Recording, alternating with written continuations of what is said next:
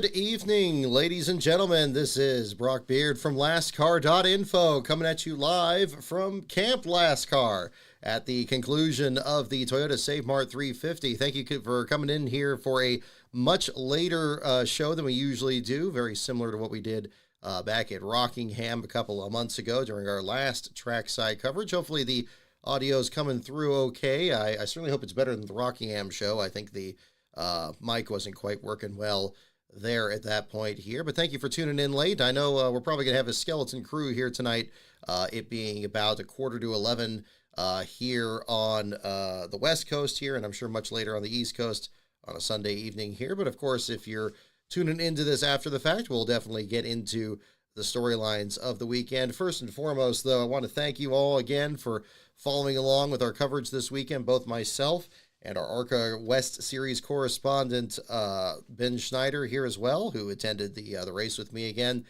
this season there. Ben did some great work this weekend. Hope you enjoyed following his updates there, both for the ARCA West race here the other day, as well as the rest of the events this weekend. Wishing him safe travels here as he heads back as well.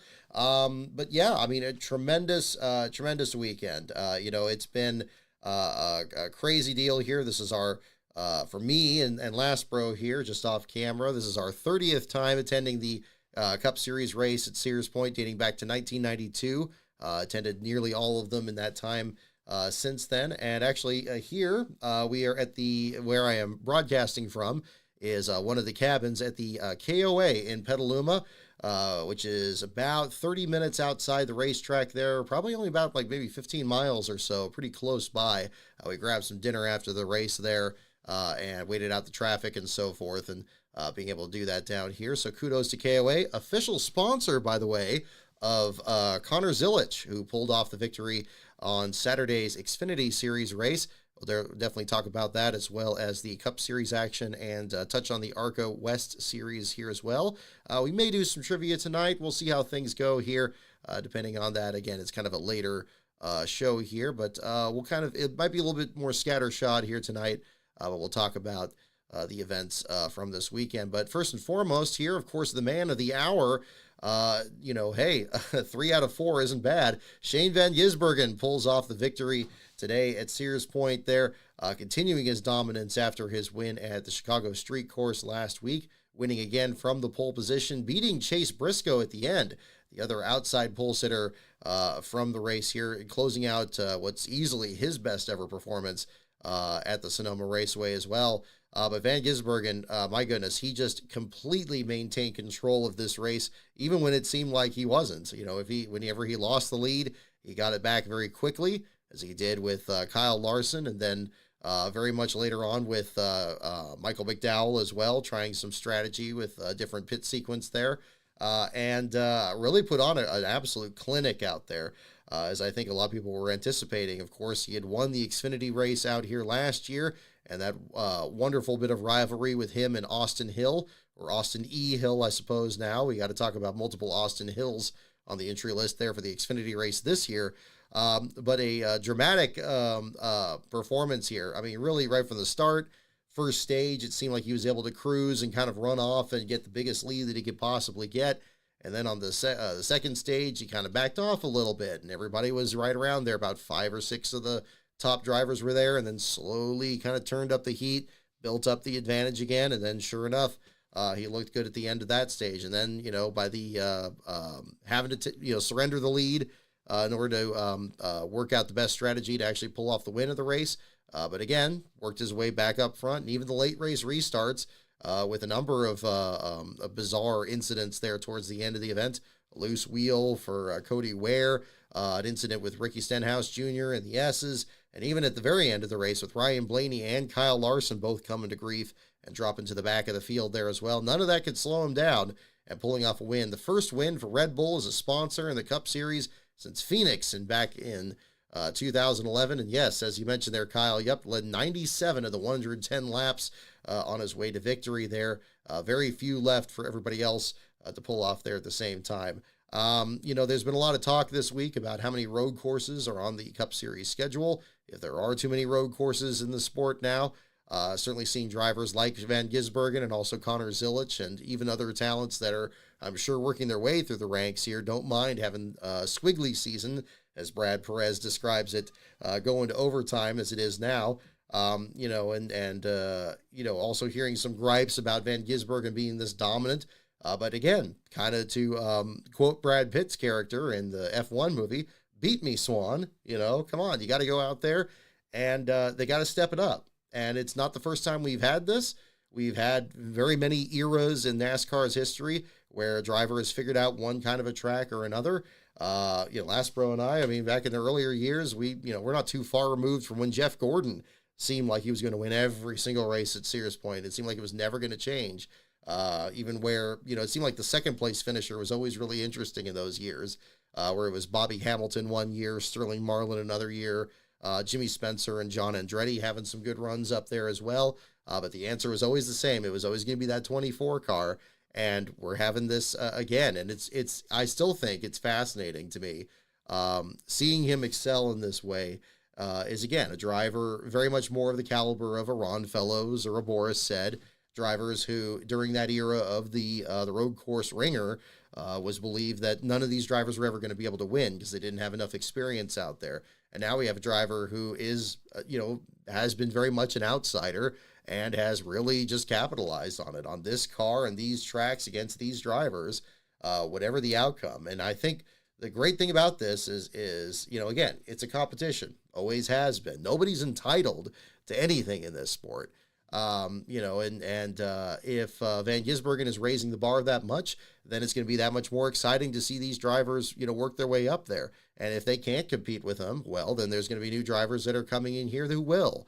I think Zilic is certainly the one that everybody's got circled on their list, certainly after, again, the Saturday performance.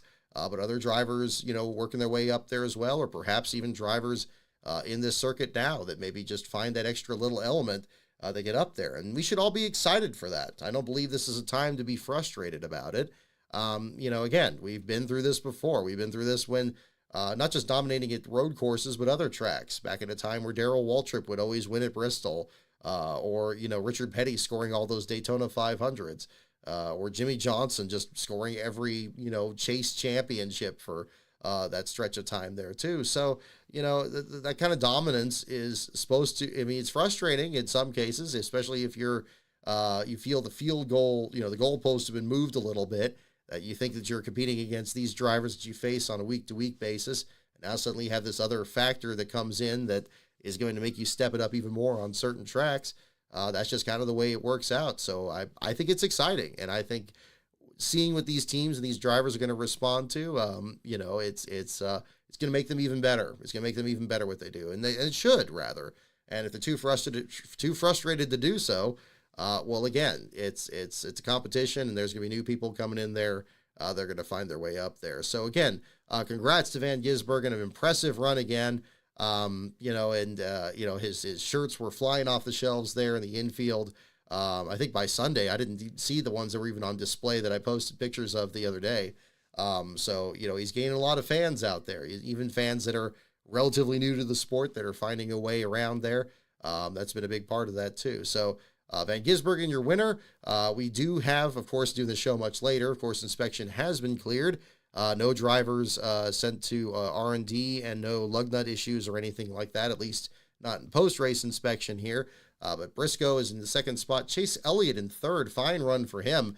Very much a return to form of his Gen 6 performance at the road course tracks here. Michael McDowell did a great job out there trying to capitalize on some different strategy. Just didn't have a big enough advantage. Got the lead and already had about a 2-second gap over Van Gisbergen, who was pretty quick to be able to kind of get back around him again. And that was about the end of that story there, but still salvaged a 4th place finish after being able to come down pit road. Christopher Bell in the 5th spot, Tyler Reddick in 6th, Ty Gibbs in 7th, William Byron in 8th, Joey Logano 9th, and Kyle Busch rounding out the top 10.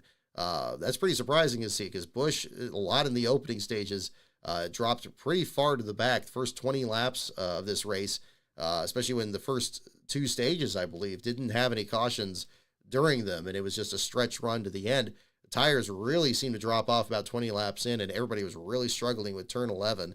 That was really more where I saw most of this race from. So, really from that point, if they were struggling that much in that corner, I can only imagine how challenging it was on other parts of the course there at the same time.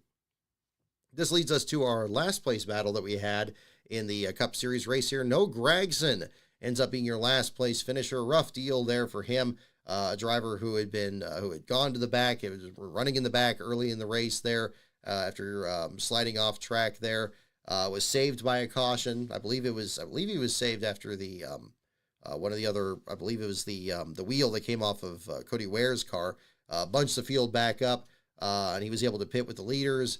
Got all the way up to about 11th spot, was challenging Josh Berry for 10th, just overcooked that turn 7, and how many times have we seen it? I remember Kevin Harvick barreling into that corner in 2008 and ruining Marcus Ambrose his first run at running so well for the Wood brothers there, and spinning the engine backwards and damaging his car in that incident. Ron Fellows, one of his last great runs, driving for Dale Earnhardt Incorporated at the time, involved in that incident as well. But this one here, ultimately just a couple of cars involved in it. Pretty surprising given how many cars were still in the race at that point. But Noah Gragson ends up being your last place finisher. Spins the car out, gets clobbered by Ryan Preece.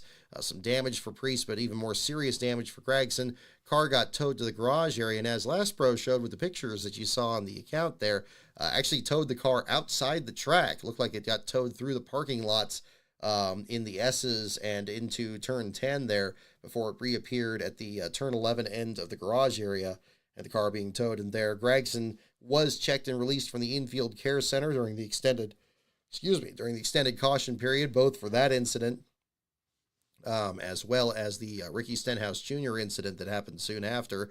Gragson was checked and released. I was the only person there over at the infield care center when he came out. But his PR person said that Gragson wasn't doing interviews. I saw him go back to the hauler at that point, and that was a short day. I can't blame him for that. I mean, I certainly don't, expect anybody that finishes in last place, especially under those circumstances where you've struggled all day, you finally start getting a good run. It would have been easily his best run in just a couple of starts here at Sears Point, the Cup Series.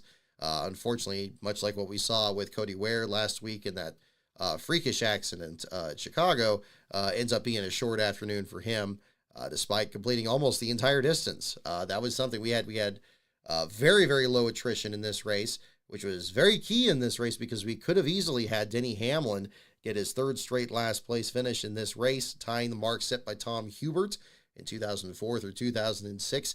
Denny Hamlin was very much a factor at the back of the field. Seemed like he wasn't really running much better than about 30th or 32nd through most of this event. I don't know how he finished 20th at the end of this. I guess those last couple of cautions shuffled the order just well enough that he was able to kind of work his way up. However, again, it's the history will have to wait for another day. However, that was featured on the magnet that we had there for the this weekend for those of you in the Patreon at patreon.com/LastCarOnBrock. But Noah Gragson, again, your last place finisher. Ryan Blaney and Kyle Larson. I don't know if this got shown on camera. I know when I pulled up the highlights when I was writing the article this afternoon, I didn't see footage of what exactly happened to both Larson and Blaney. It sounded like they both got tangled in the same incident. But as you saw from the video that I posted on my account there, Blaney came down pit road just a couple laps short of the finish with a left rear toe link failure. Rear of the car hopping around there after a very difficult day where he'd already been battling for fourth, got spun into the turn 2, kind of took the Jerry Nadeau line through that corner, got stuck on a drainage ditch, lost a lap in the process. So many drivers had just really frustrating races out. This is very much, I mean, even all the way down to the domination of Van Gisbergen, and much closer to a classic Sears Point race where people are just running over each other and just having just this problem and that, actually staying on track out there.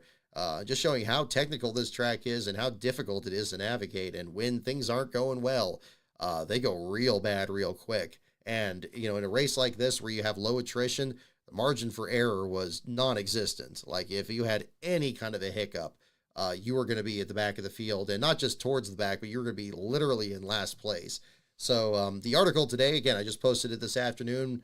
before we left for dinner after the race there. So if you haven't seen that at lastcar.info, the full write-up is on there. But yeah, a lot of the drivers that were back there had one issue or another. Gregson earlier in the race with an off-track excursion. Carson Hocevar lost a lap, got it back. Ryan Blaney lost a lap, got it back. Again, just kind of traded back and forth at that point there too. But the Larson and Blaney incident, Blaney came down pit road, didn't return to the race, was done for the day there. I didn't see the car get pushed to the garage area before the end of the race. I didn't really look at the onboard cameras.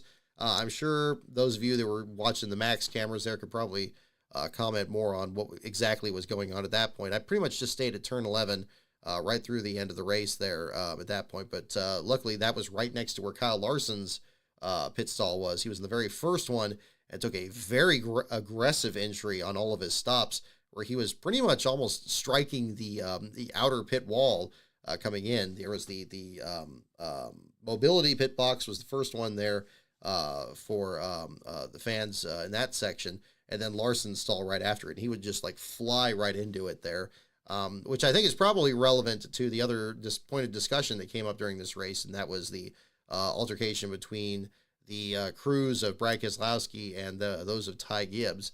And we'll go into that there as well. But Larson's crew, I was pretty impressed that they got that car back out there. The rear of it was just falling apart. It looked like it was just an absolute shambles. The rear spoiler was bent all over the place. But they got it back out there. They finished the final lap under power, and thus finished ahead of Blaney by 2 laps, actually, in the final results here. So must have crossed the stripe coming out of pit road and then crossed it again, the checkered flag there for the difference. But again, kudos to them on what was, well, certainly a day that they weren't expecting after being in such a comfortable position winning this race just last year. Cody Ware with a loose right rear wheel, again, bringing out a late race caution there. Was a really frustrating run for Cody as well. I had hoped to be able to, speak to him before the race there, wish him good luck, and hoping he's doing okay after the accident last week. I'm sure he's sick of replaying, all the footage from that last week. I'm glad he's okay. I'm glad he's, trying to piece things together and run as best he can here in these other races after that. But seeing more and more of the footage there and showing the damage that was done to his steering wheel, the onboard camera that was shown during practice there was quite alarming. But again, at the same point, good to see that there are elements in this car that deform in such ways that it's not going through the driver. So, as horrific as it may look, that's important in that sense. So it's just showing, and again, I think the failure modalities of that equipment is only going to be able to help make them even better going forward, to hopefully make it even less of an issue in these particular incidents.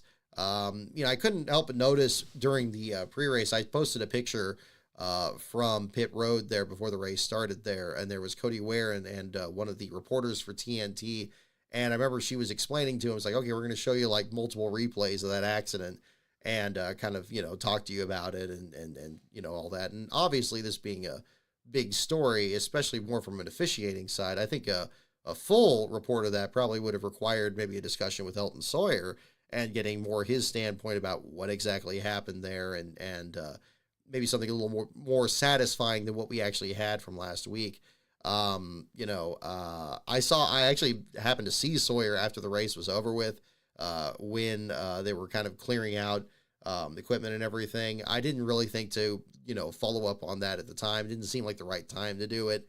I think probably a more comprehensive interview would be something, again, like TV would be able to do, set them aside, have it be in a more controlled environment, and really ask the hard questions about this, especially coming up.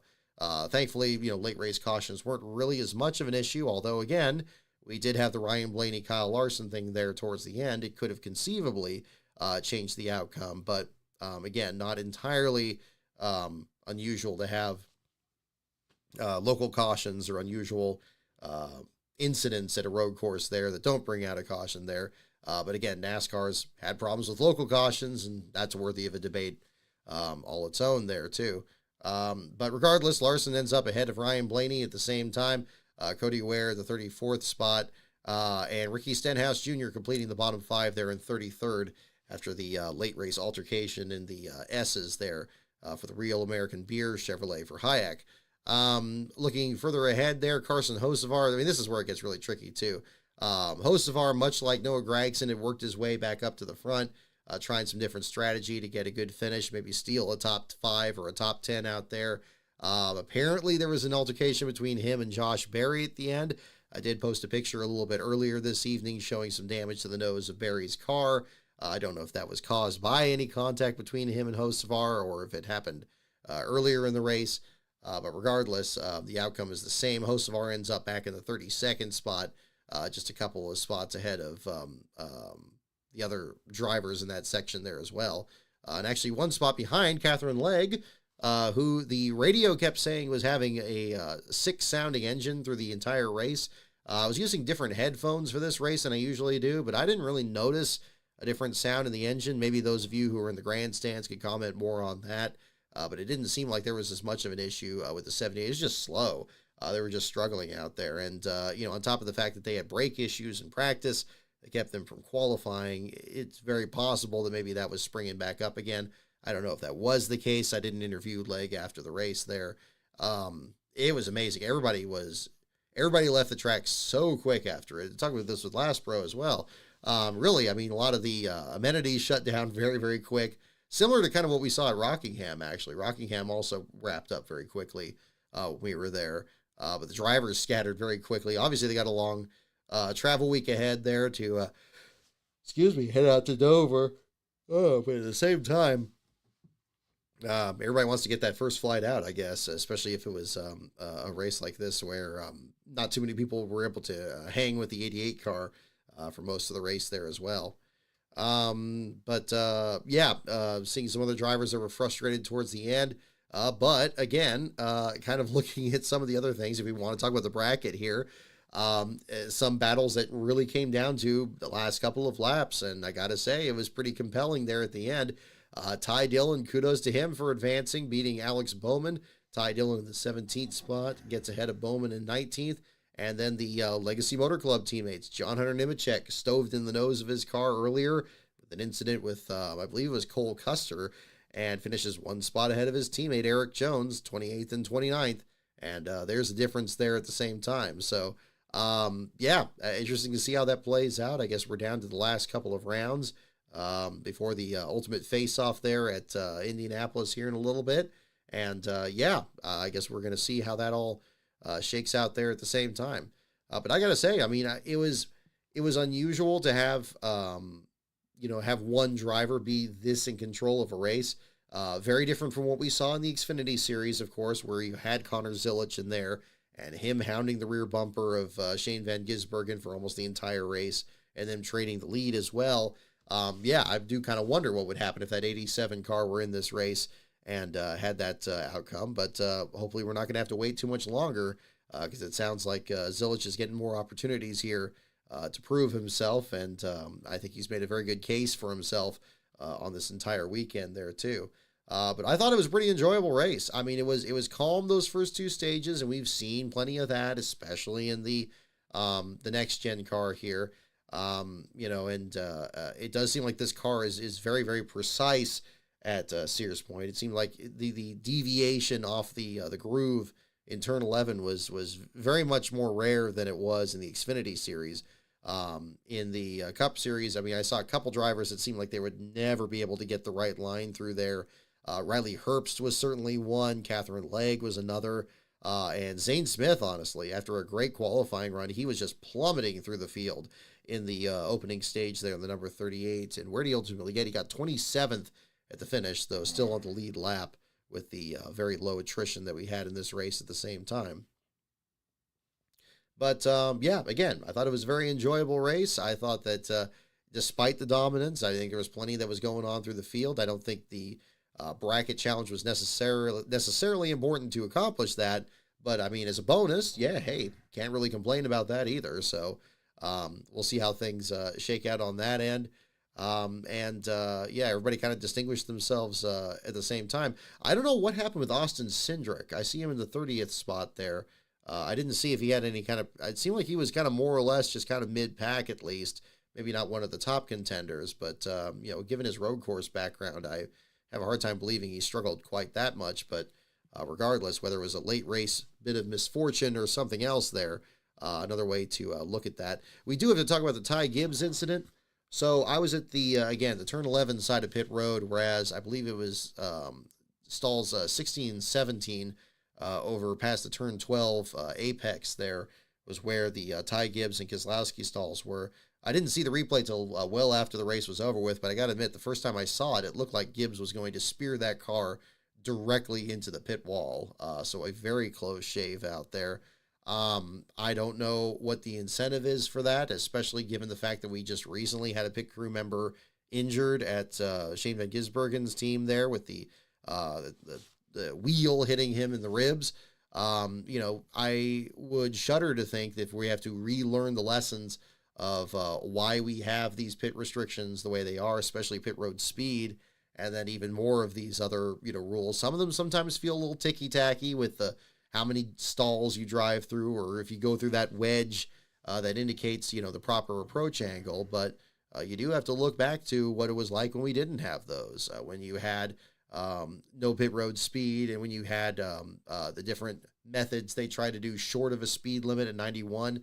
Pit road's still a very dangerous place. We got kind of a taste of how dangerous the sport itself is for the drivers with the Cody Ware incident last week, and we're seeing this still on pit road. And I can't help but think to the same research that I've been doing for 500 days.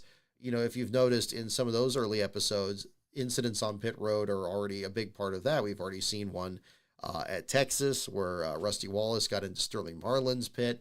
We've seen one other crew member, I believe, on Mike Skinner's team that's already been involved in multiple incidents. We're only about 9 races into that season for that campaign, the first 36 race season of the current era in the sport. And of course, this storyline also comes to blows by the end of that year with another pit incident in one of the last races of the year. And that will be another story that we'll be covering there. So hopefully history does not repeat itself in what we're dealing with in this, first and foremost, regardless of which driver is involved in it. As for it being Ty Gibbs, that's problematic too, given his history there of other altercations he's had, whether it's with his teammates or whatever the case may be. It's frustrating to have this conversation because I would like to rather talk about how well Ty Gibbs has done, especially since Michigan, and getting that shot in the arm and having a great finish and finally getting out of the doldrums he's had through the first couple months of this season where he was absolutely terrible. Easily the worst of the Gibbs entries there, at least on the Cup Series side. We have more to talk about on the Xfinity Series side here in a little bit. But again, the story should be about how he's improved and how he's getting these good runs, and maybe things turn around here again. But again, we'll hopefully see what the verdict is on that. My understanding is from the discussion online that it sounded like the broadcast kind of glossed over it there a bit. I don't know. It was an awfully aggressive entry into that pit stall. And again, I saw the same with Kyle Larson at his end of it there. Maybe it's indicating something else that maybe all the teams need to work on. And if that's the case, then it's something that NASCAR needs to really take the initiative on and find another way to make the entry to pit road as safe as they possibly can, acknowledging the fact that there's only so much they can do. But that'll be another place to look at that at the same time. But we'll see what comes of it. It doesn't sound like there's going to be much more about it, but it is troubling, and it's frustrating again on the same side here for Gibbs to be the subject of it, because again, we should be talking about his 7th place finish today and the continued streak of great performances he's been having lately. So we'll see if that's another story coming up there too. But yeah, I'll be interested to see what this broadcast looks like once it's online here and see it from flag to flag. I've still seen some frustrating, some comments of people frustrated with the TNT broadcast too, and how it measures up against Fox and some of the other broadcast partners here. Again, especially if we're comparing it to what Prime did in Mexico City, and how big that event felt and so forth, even with substantially the same booth out there. But hopefully they find their footing. I already have some people that sound like they're still frustrated with TNT's post-race show, and that it's not quite up to the same level that they would hope it would be. I hope that maybe that's improving. I know they got some good people over there. I think that looking at Alan Cavana out there, I got to cross paths with him on pit road during this, and he was really, really excited to live in the dream out there. And I know he's one of the good ones out there. And, I'm sure, maybe it's just a matter of they just need to move a few more pieces or whatever it needs to be. But, clearly there's still work to be done. And I think you could probably say that about all the broadcast partners, but definitely after the Prime one, and as tough of an act as that is to follow, it's definitely lacking some of those elements there. And we'll see if that is. I don't know how much of that is possible given the parameters of streaming on Amazon versus these other services. But again, it's something else that, again, you should still be able to work within those limitations of a broadcast environment and actually put together a good show there at the same time. So we'll see if that happens or not. But, again, I'm not sure how much we're going to see that in these next two races where they're already going to be wrapping up their schedule pretty soon here too. So we'll see if that's a different situation. But again, kudos to Shane Van Gisbergen.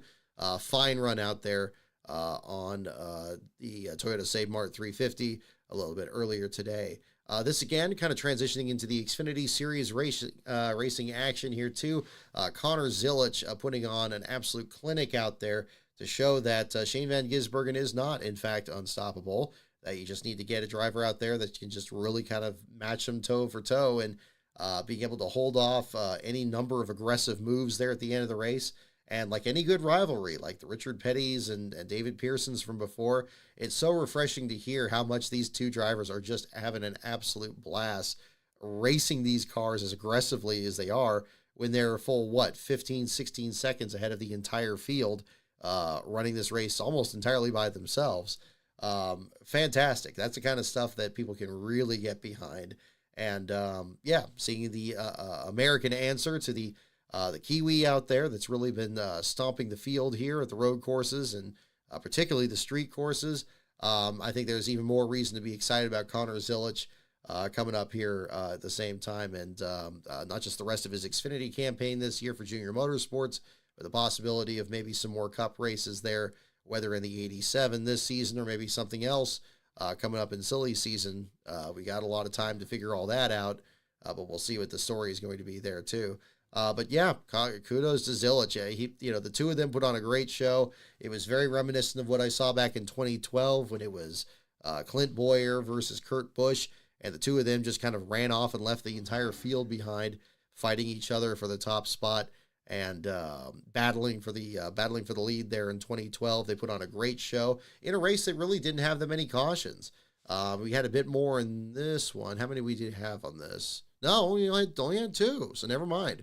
We only had the stage cautions. So yeah, actually pretty much on point. Obviously didn't have stage cautions in 2012, but we did have long green flag runs. I think back in 2012 it was like 85 laps before Tommy Treese had an issue in that event there. But if you get two drivers that are that glued onto each other, they're really going to put on a great show. So, kudos to them out there for doing that and pulling it off and not having it go, completely to blows there. It was a lot of fun to watch, and I hope we get to see a whole lot more of it, whether in the Xfinity Series this year or the Cup Series down the line. We have to talk about, though, the other star of the show.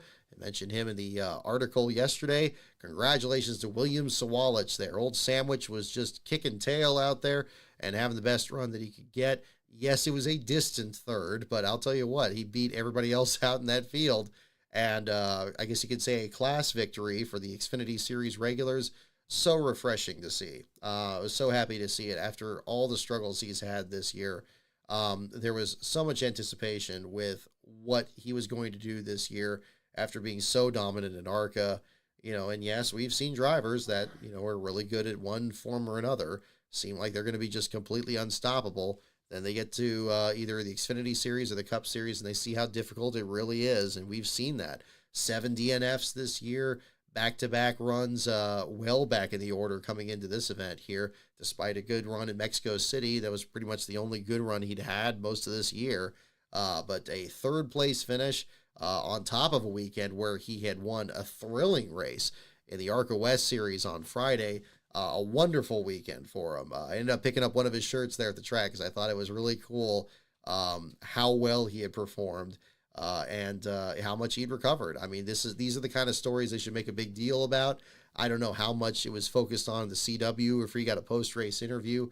I've heard that, I've not interviewed him myself, but having seen his post-race interview for the ARCA West race on Friday, he's a man of few words. He was only in there for maybe a minute and a half, even after winning an absolutely thrilling race on Friday. I guess we can kind of dovetail into this here at the same time. I know there's mixed feelings as to how that race played out, given the fact that Sawalich already had the dominant car on Friday in the ARCA West race, and then losing the lead, driving through the grass, and then pretty much driving through the other drivers in front of him there.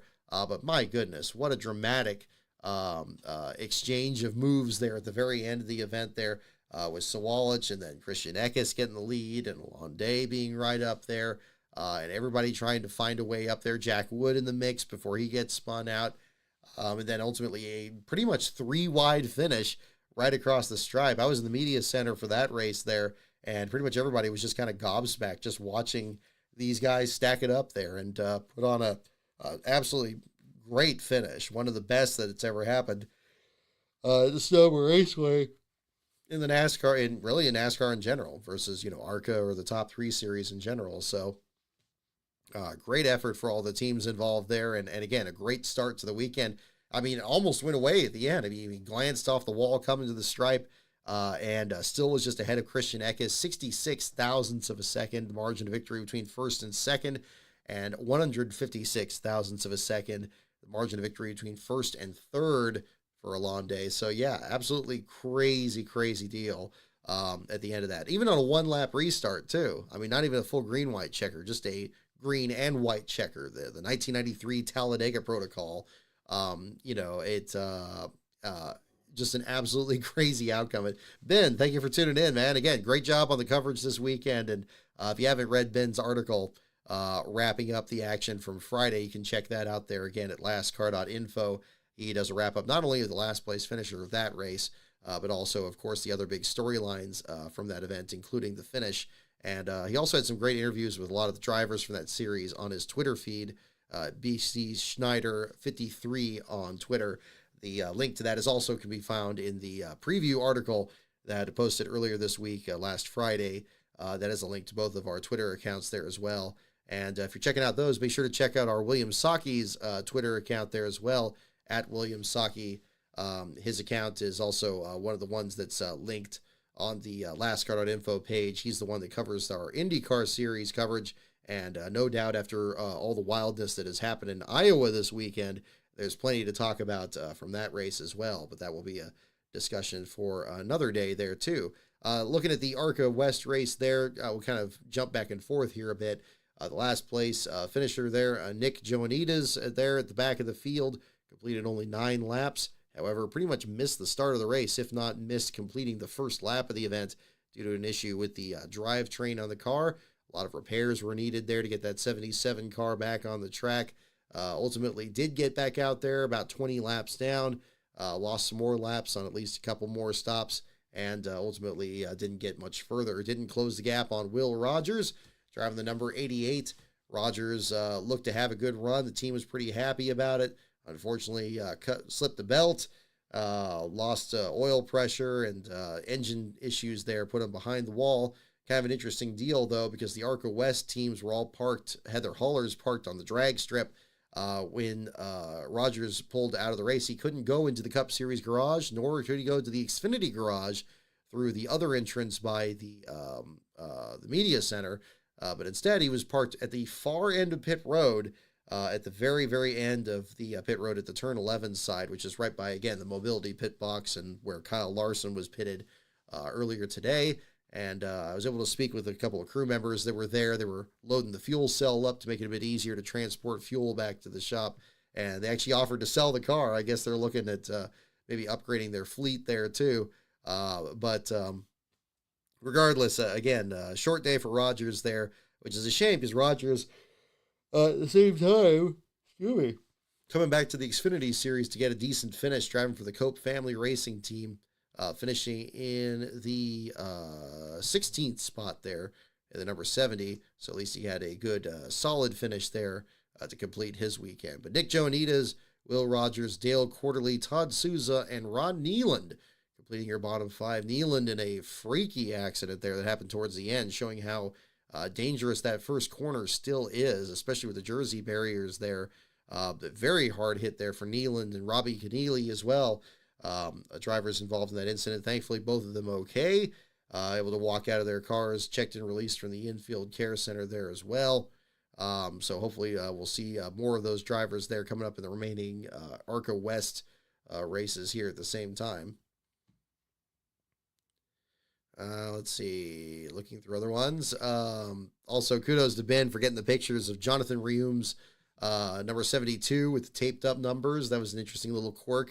It seems like we always have some kind of ARCA West car that always stands out, whether it's the fluorescent paint schemes that Bobby Hillis Jr. has run in the past, or some of these other quirkier paint schemes. I guess, well, I was about to bring up the Camry, but that was also another unusual car that Hillis drove. So here again, he had a car that didn't even have any numbers on it for practice, and trying to make it work out there, but another little piece of the puzzle. But regardless,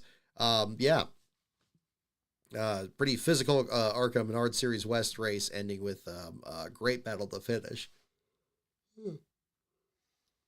Excuse me, apologize. Getting a little bit late here on this, but we are going to power right on through here.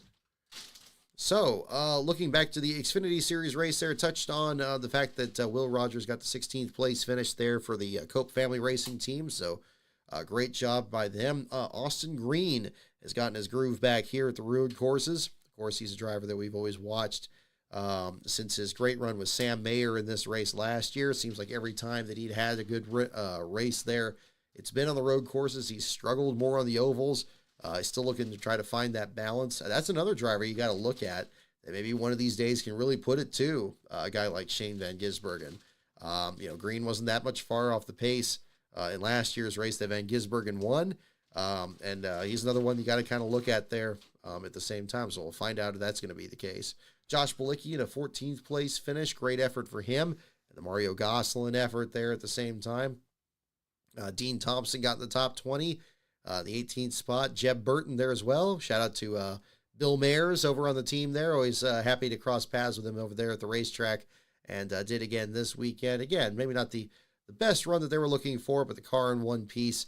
And a top 20 finish there as well, right behind their teammate, Blaine Perkins. And again, their other teammates, although with the Peterson racing support there for the number 32, Austin Green in the 11th spot there. Up at the top 10 again there, Connor Zilich over Shane Van Gisbergen, despite a spirited charge by Van Gisbergen towards the end. William Sawalich in third, Nick Sanchez, Riley Herbst, your top 5, Justin Algar, Taylor Gray, Carson Quapple, Sammy Smith, and Sheldon Creed, your top 10. So some fine runs there. This one here, the last place battle, was a little unusual in this sense. In the first 12 laps of the race, a seemingly ordinary pit stop for Jesse Love, although unscheduled. Seemed like it was going to be maybe just a situation where they just needed to change a flat tire or maybe something really relatively minor bit of damage. Didn't notice anything unusual, but then listening on the PRN radio, hearing that the rear suspension had failed, that something had broken in half on the rear suspension, and the car having to go behind the wall, and that was it. Love ends up getting out of the car, kind of joining the crew, looking underneath the car, looking under each corner of it and under the hood, but they were done for the day. They were already putting the loading straps on it, and that was it. So only 11 laps into a 79-lap race. The Northern California native there, of course, your Daytona winner from earlier this year, ends up having a short afternoon there in the Xfinity Series, so a rough deal for him. But again, I'm sure he'll come back stronger next season there. Alex Labbe with issues in the rear suspension of his own car there for Bobby Daughter. Happy 65th birthday to Daughter, by the way. I was able to see him celebrate leaving the track there on Friday and leaving the track there as well, finishing in the 37th spot, however, for his team there with Labbe. Sage Karam kind of at loose ends after failing to qualify for a previous race, and then this time around makes the show. But a transmission failure there, putting him out of the race there in the 53, so rough deal for him. Ryan Sieg, and Christian Eckes. Eckes absolutely has no luck this year, and stoves in the nose of his car. I believe Sieg was involved in that incident as well, which explains why the 39 ended up back there in the 35th. But the 16 team, despite the great ones we're seeing out of Ty Dillon in the mid-season championship or the playoff bracket, and AJ Allmendinger is still having some good runs here and there. Regardless, Eckes is just he can't buy a break. So we'll see if things turn around in Dover. Maybe we get back to the ovals and he can find his rhythm again. But we'll see what the situation is there too. But again, a difficult race there. But again, nice weather this weekend. I don't know how much it was felt by the drivers out there. There was a really good breeze pretty much all 3 days, especially this afternoon today. Seemed like it was at its strongest there towards the second half of the Cup race. But still like a lot of exhaustion on the faces of a lot of the drivers, especially from the Xfinity race there. And to an extent, it looked like the ARCA race there as well. But again, Connor Zilic, again, tremendous effort there for him. And we'll see where things go from here. If he's not simply a driver that, of course, is good at the road courses, he's starting to figure out the ovals. And, it's going to be a dangerous combination for a long time. So we'll see if that's going to be the story here for some other races coming up here as well. Looking at other results here, Taylor Gray was at the very back of the field there with an engine change. Climbed all the way up to the 7th place finish there at the end of the day. So good job by him. 1 week after having to go to a backup car at the Chicago Street Course. So again, a good turnaround there for the number 54 team. Again, I think it's an interesting way to see it all play out there at the same time. This was, of course, the race that had Marty Smith do the command to start engines, the Raise Hell, Praise Dale introduction there at the starting grid there. That was cool. Glad to be able to interview him there beforehand. His name came up during my Kenny Irwin Jr. project research, and as I'm finishing up the rough draft of that, it's just perfect timing. I wanted to be able to ask him about it, and he was very cool to be able to share his thoughts on that. I was asked if I was going to make that an article for this weekend. I decided not to. I think it would fit much better in the video itself. So I may kind of, use some of the audio from that, transcribe some parts of it into there, and work that in. I think, and that'll become clear once that project's done. We're still looking at August 5th for the release for Irwin's birthday. Pretty much when we get back, that'll be kind of the next big focus here for the channel, and working on that, because the next trackside coverage I'll have is not going to be until November for Phoenix, and maybe we'll do another show like this from the headquarters out there as well, and see how that plays out. So regardless, again, good race on the Xfinity Series side. Again, great battle up front there for the top two, no matter how big of a lead they had over third place. But again, it was a good way to see all that play out there too. And let's see here. I hope you guys enjoyed the pictures and kind of sharing there too. I still have some pictures, I guess, for the Cup race. I need to retweet here as well. I kind of did some illustrated retweets there from the Xfinity race to kind of illustrate some of the other moments from earlier. I don't know if I have as many from the Cup race this way around, but I'll see if I could find some more from there. But really, I got to say, just kind of in general, the Sears Point track this year, the amenities were great. The service was great. There's always been a very good group of people that are very determined to give fans there, the very best experience they can. And that extends over to the media support there as well. The media center there is great. It's well appointed, well staffed. Talking with Lastbro earlier, again, I think another thing that was great that he brought up was just how well the fan zone was done, how space efficient it was. Excuse me, and how many activities there were to do. I think it really played out well, and they lucked out perfectly with the weather to capitalize on all of this. A couple of people I had met in the garage area, been the first time they come out to this race, or first time they come out to this track in particular, and some even first time they come out to this region.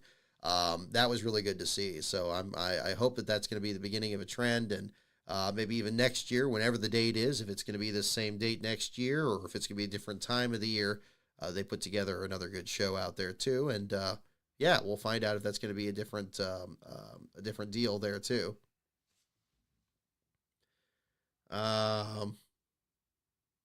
Tyler Florence, yep, make me hungry today. Kyle, I see your comment there on that. He gave a very interesting interview. Yeah, we had the chef out there doing the introduction, and also members of the San Francisco 49ers out here, and kind of making some connections there at the same time. Of course, we had our sportscaster, Vernon Glenn, among the media contingent there today.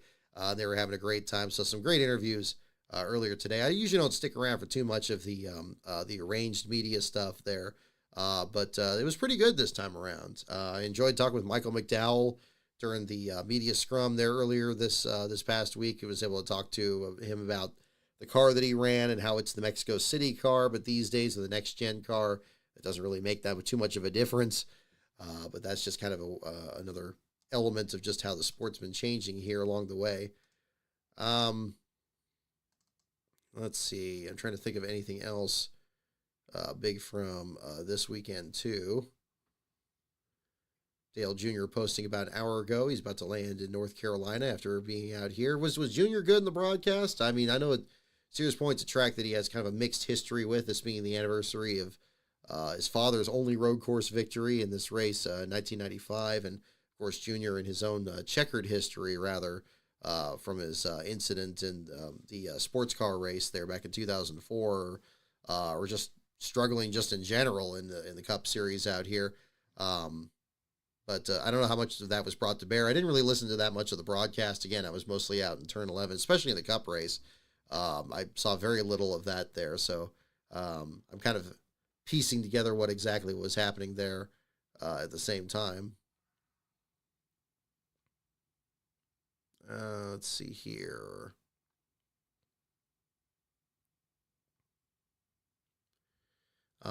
We talked about Chase Elliott earlier and having a good run. That was already covered there on that. Let's see here.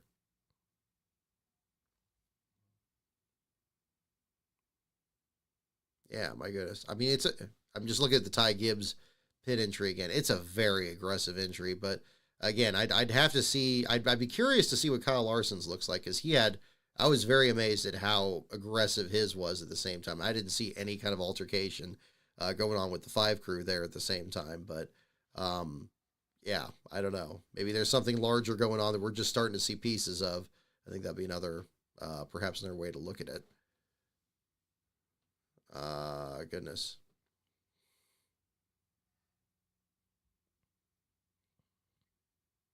Let's see.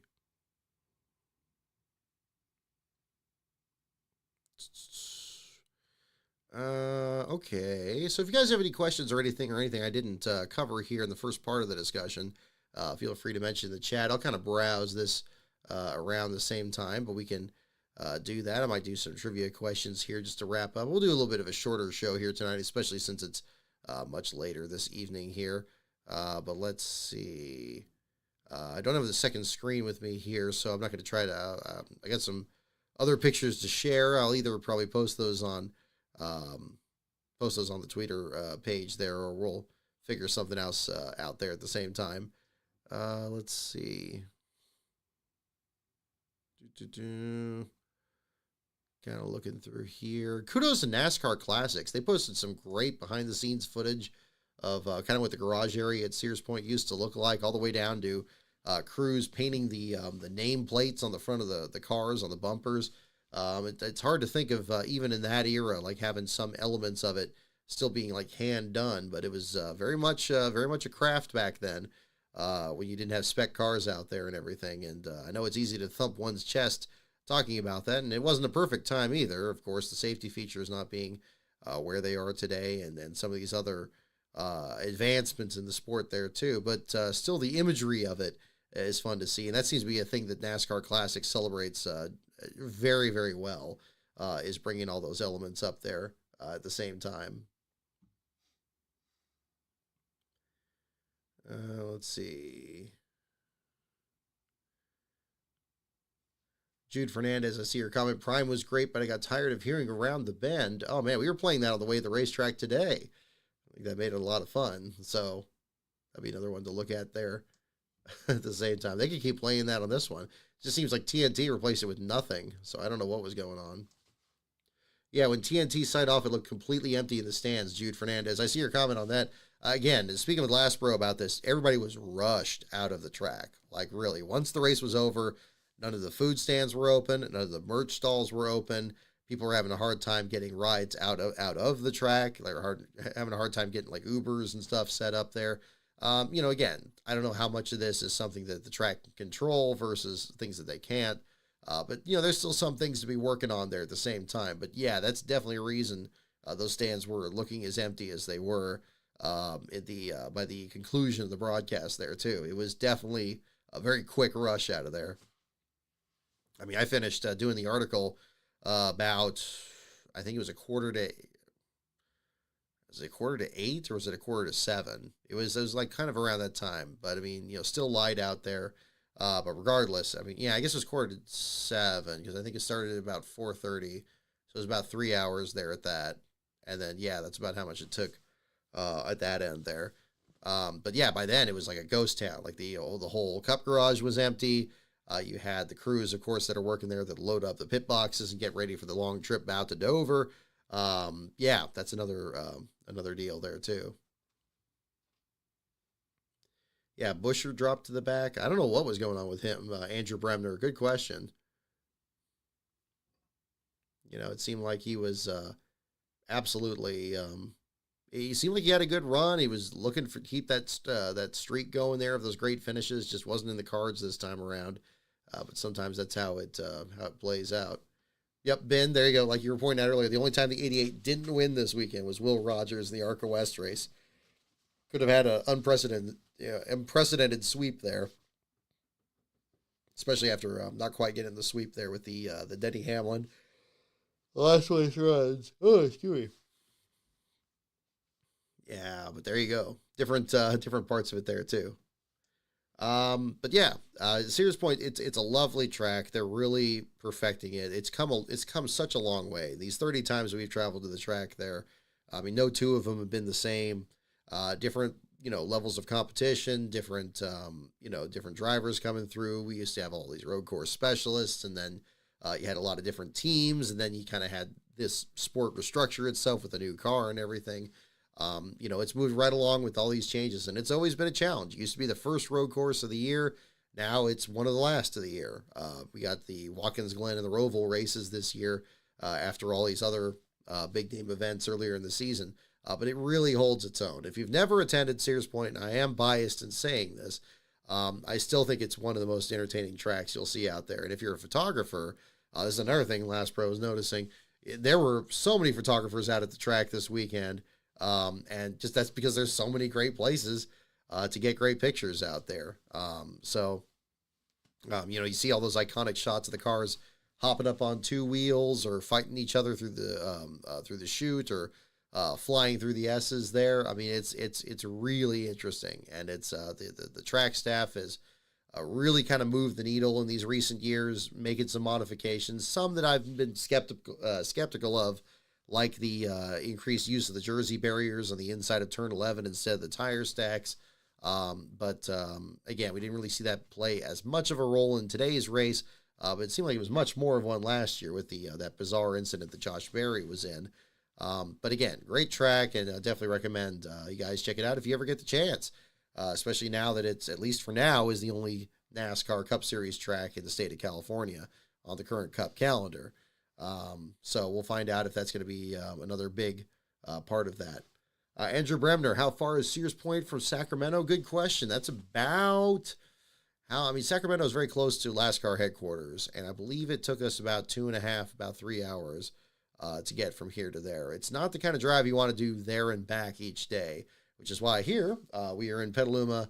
Again, it's probably closer to 20 miles from the track rather than, it takes about half an hour to get to the track from here, south on the freeway, and then the other Route 116, I believe it is, gets you down over to the track there. Not to sound like those Californian sketches on SNL, but it's very much about the highways down here, in the same sense. I guess in that sense, Northern and Southern California is not too much the same, or too much different, rather. Let's see here. Yeah, I'll be shocked if the date changes next season. Yeah, I mean, it seems like they found a good spot for it. I mean, having the week right after the 4th of July is great, especially if you get like time off on the 4th of July and then you have this right afterwards. I mean, yeah, it's wonderful. It's been a wonderful couple of weeks there. Very restful. Just been enjoying that out here. Yeah, hopefully it'll be something else that will be a figure coming up there. I'm glad the stream is working. That was the other thing I was concerned about. We just did, just kind of scrambling to put this together here, similar to the Rockingham deal. But hopefully this will be something where, yeah, we can do the show much closer to a live react to the finish of the race there, if not immediately after, at least later in the day on the same day there. So I appreciate you guys tuning in with me on that. I'll go ahead and do a couple trivia questions just to wrap things up. But if you have any other questions, go ahead and bring it up, and I'll try to remember anything else to kind of discuss at the same time. We only have a few viewers in here right now, so I'll go ahead and just pick a category here and do a couple questions from that. And let's just go into NASCAR here in general and see this. Okay, no, that one's a little bit too easy.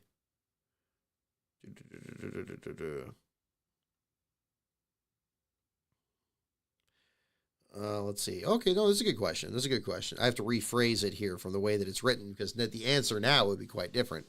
The question is, what year was the Latford point system first used? That is our first question. What year was the Latford point system first used? That is our question.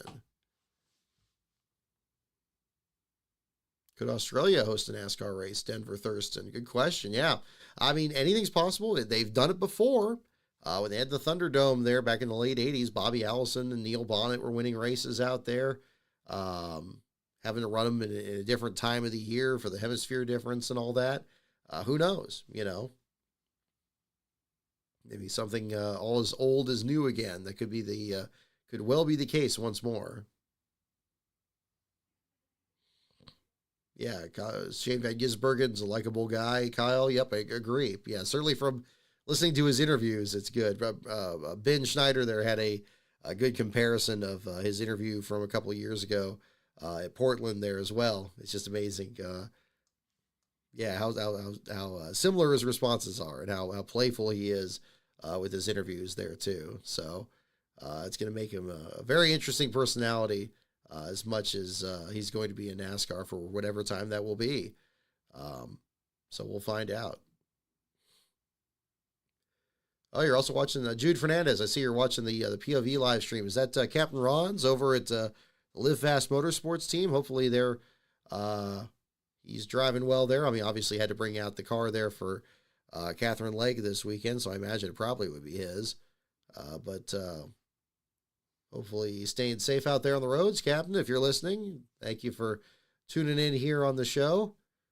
Enjoyed talking to you about Larry Foyt and some of these other drivers here at the same time.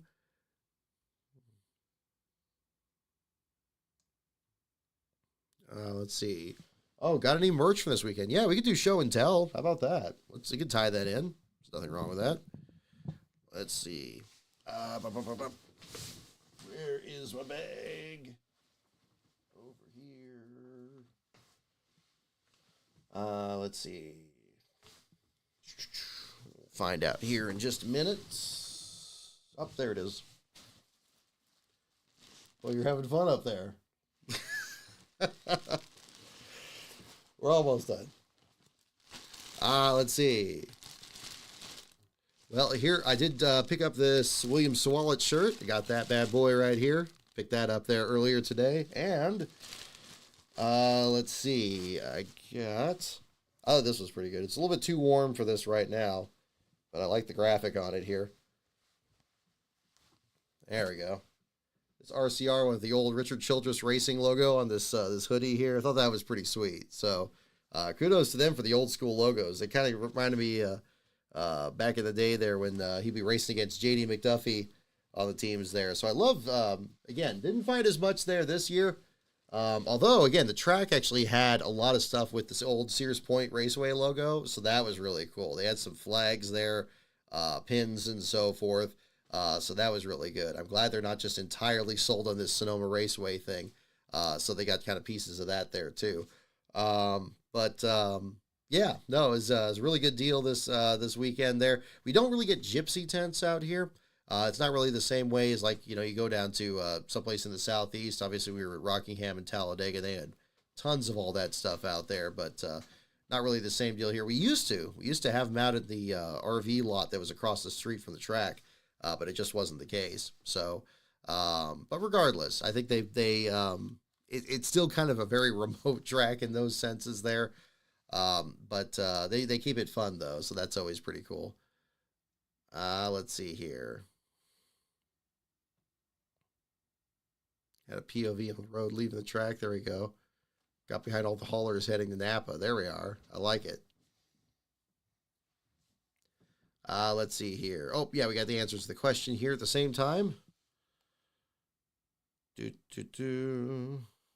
What year was the Latford point system first used? That was the question. We had guesses for 72, 75. Alrighty, here we go. Let's see. What year was the current point system first used? The answer is 1975. Those of you guys guessed 75. You were correct. You were right on the money there, too. Yeah, it's been that long. Kind of surprising at the same time.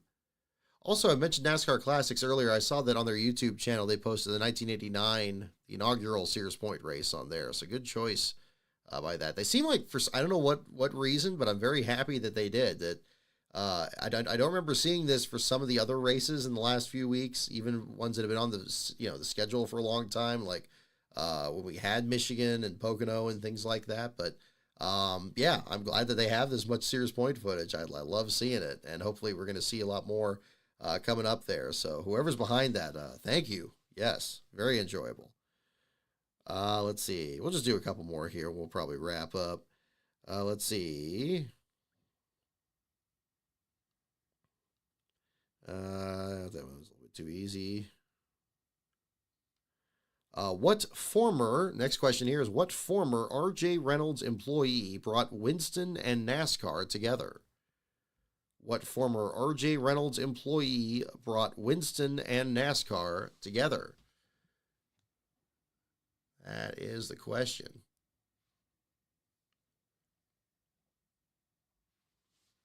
Ready. Let's see. Where did I put that? Yeah, I don't think I put it there. Yeah, I think I put that behind. That's not a problem. Got guesses for Junior Johnson, T. Wayne Robertson. Want Cup to go to Portland because it's near me. Andrew, you never know. Seems like it's still a pretty... sounds like the facilities are kind of simple over there. I know that kind of similar concerns to what Mid-Ohio had as well. Yeah, you never know. I mean, to get the Truck Series out to Lime Rock, maybe they're reconsidering what they need from certain tracks here. What former R.J. Reynolds employee brought Winston and NASCAR together is the question. So, again, we got T. Wayne Robertson, Junior Johnson, Bowman Gray. Yeah, righty. And the answer is Ralph Seagraves. Excuse me. Ralph Seagraves is the answer. I don't think anybody got that. That was a really tricky one. Andrew, when you said T. Wayne, that sounded right. But at least according to this thing. And then sometimes it's wrong. Sometimes it is.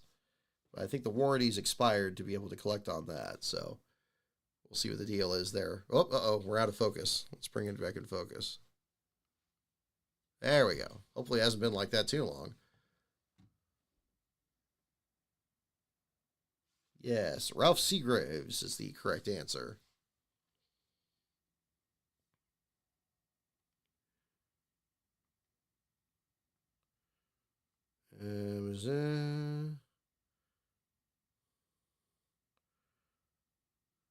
Okay.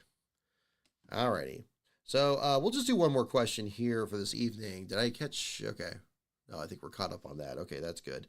Alrighty. One more question here for the evening here, folks. What was Pioneer racer Jack Roper's nickname? What was Pioneer racer Jack Roper's nickname? Don't look it up. Try to guess it. Try to guess it here. Yeah, we're starting to get Busch and Truck Series stuff. Yeah, we talked last week about the Nazareth truck race they rediscovered, how exciting that was. Kudos to them, for sure.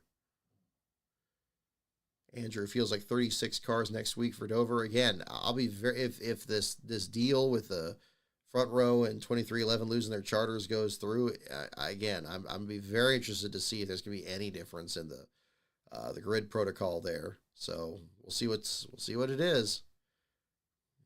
Dover's had a history of short fields or field fillers as well. It's kind of like Pocono was for many years. I guess just being in the north, it kind of felt that way.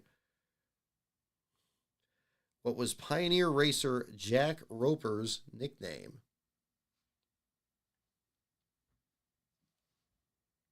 I'll give you more of a tour of the cabin here, but there's not too much to see here at the same time. Yeah, it's basically the audio setup down here. Got the window out front here. Other campgrounds there. And chairs back here. It's actually a pretty good setup. Back in the day, they had these where you had to bring your own bedclothes and stuff, but they have the mattresses there. But now they actually install TVs in this. So they just got to kind of put some wiring in here. And thankfully now they've done that, be able to do this. And then they got Wi-Fi here.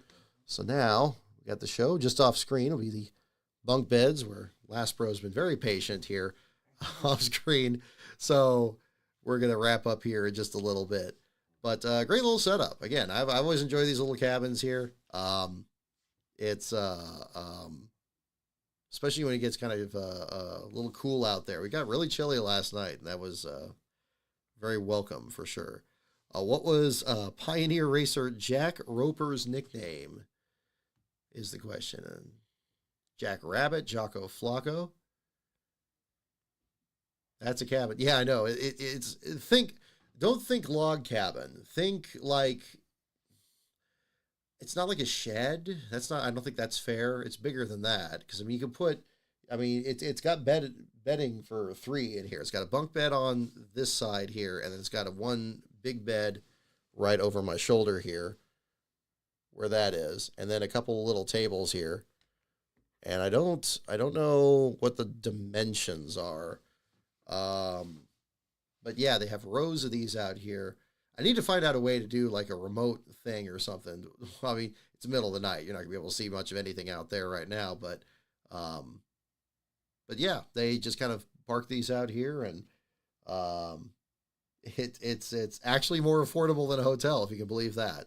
You just bring some bedclothes there from a couple hours, and that's what makes it work. Yeah, wood paneling, wood floors. You can see the floors down there. There you go. A little different from headquarters back at home. We'll be back to that for Dover next week. So what was Pioneer racer Jack Roper's nickname? Last question of the evening. Yeah, look up KOA again. And it's good. When you do, you're actually helping out one of Connor Zilich's sponsors. That same company there. They have cabins. They have RV space. We've got a row of RVs that are parked across the street from us right here. Then there's they have like bungalows that actually have air conditioning and bathrooms and stuff. But these houses, have been here at least since the early 90s.